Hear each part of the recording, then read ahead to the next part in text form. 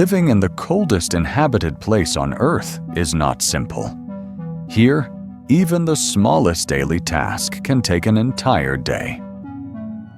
For the locals, the weekend is not a time to rest. It is the only real chance to wash clothes and clean the body. There is no running water, so for personal hygiene, there is only one option: a traditional wooden bathhouse. But to make it usable, they must begin heating it long before bathing time arrives. A wood-fired stove becomes the heart of the ritual. Inside the steam room, the temperature can rise to around 70 degrees Celsius, sometimes even higher. Warming the bathhouse takes about 5 hours. It demands strength, and it demands food. Because the work is long and physically draining. That is why most people here bathe only once or twice a week. And while the bathhouse slowly warms, they step outside and begin another task. They collect snow. The snow is gathered and melted into water, measured carefully, so it will be enough to wash the body and clean the clothing. In this frozen land, every bucket of water is earned, and every routine becomes a reminder.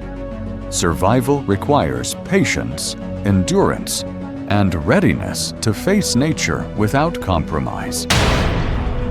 A 13-year-old boy, the third child in his family, now attends the local middle school.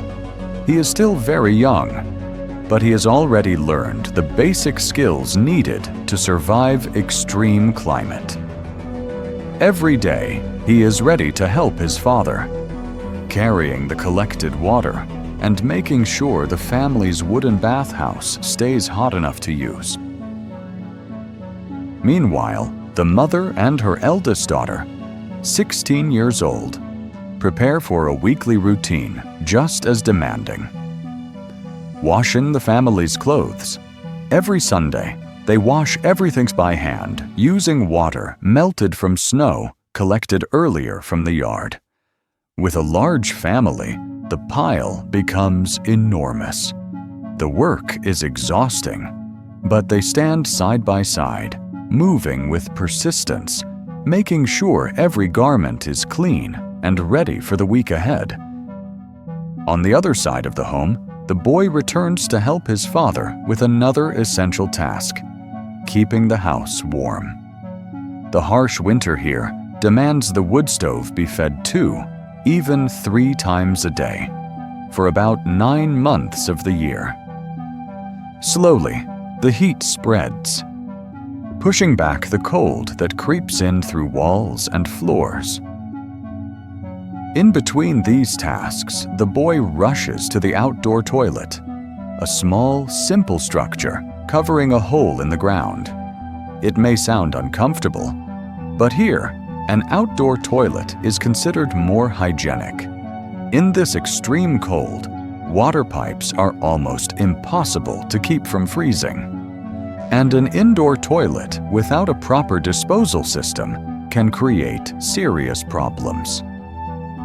In frozen ground like this, simplicity is often the most reasonable way to survive.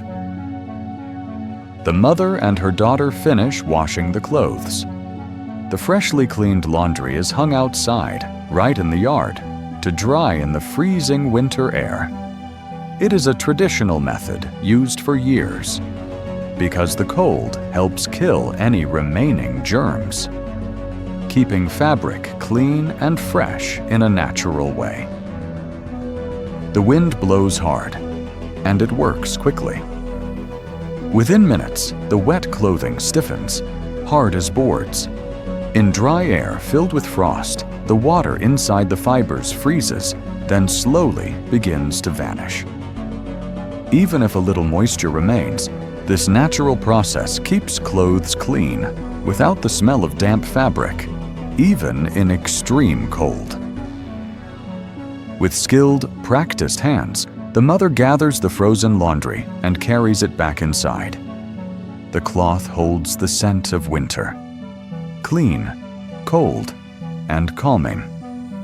A natural touch from the frozen air makes sheets and clothing feel special. A simple comfort that makes sleep at night feel warmer, more peaceful, even while the world outside remains locked in ice. As dusk falls, the mother prepares a simple dinner. At the same time, the boys get ready to bathe, a necessary routine after hours spent heating the wooden bathhouse. The stove has been working for a long time, lifting the steam room to around 70 degrees Celsius. The heat is intense, but it is needed. Inside the steam room, the father and his son let the warmth wrap around them. The heat feels even more precious when the temperature outside drops to -50 degrees Celsius. An extreme difference, almost impossible to imagine. After spending time in the hot steam, they run out of the bathhouse, letting the frozen air hit their skin, cooling the body in an instant. This sudden shift from heat to cold is believed to bring health benefits. Locals trust it to improve circulation, strengthen the body, and create a fresh sensation that restores energy. Once they have cooled enough, they use melted snow water and simple soap to wash, rinsing away sweat and completing the ritual. In a land this harsh, with temperatures that can kill, this routine becomes a way to maintain health, resilience, and balance.